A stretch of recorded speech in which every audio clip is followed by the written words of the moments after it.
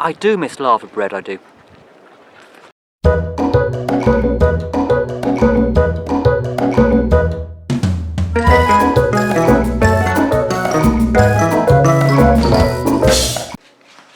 Right. A while ago, I said I was going to make some seaweed wine. And a few of you have been asking for me to do it. Sun's shining, perfect day, go down to the beach. Because the tide's right out now, so ideal for collecting some seaweed. So go down to our local beach and see if we can find some seaweed. And then, hopefully, this evening, tomorrow, I'll make it up. Seaweed wine, I wonder. Might be good. Might be horrible. But one way to find out, let's go and do it. Let's go to the beach.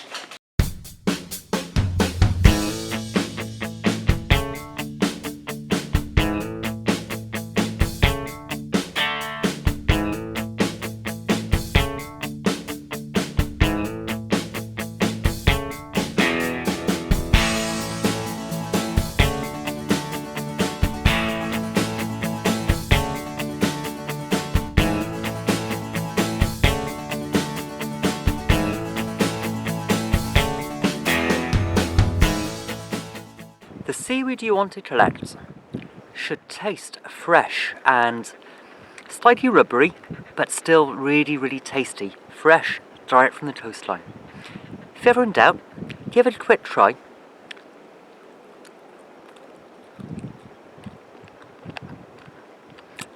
And if it's tasty to you, it'd be great for your wine.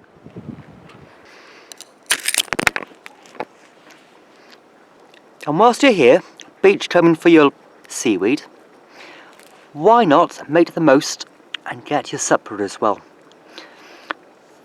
These barnacles, these limpets, fantastic boiled up.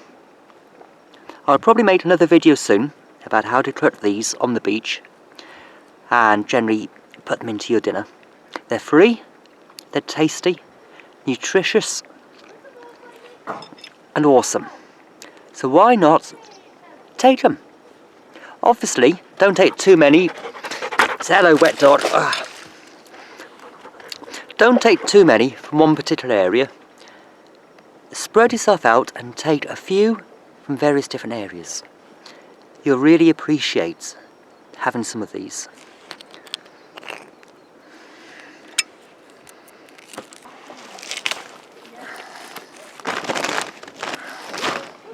For your seaweed wine, you want to have about 1 carrier bag of seaweed per gallon. I'm going to make up 1 gallon of wine as a bit of a tester. Then I'll perfect the recipe and make a 5 gallon batch later on. But initially, test it. Try your wine, see if you like it. There's no point making 5 gallons if you don't like it. And whilst you're on the beach, eat some of the seaweed. Toasty. So with your full carrier bag of seaweed, you're going to go home and I'll show you what to do with it in the next episode. See you soon.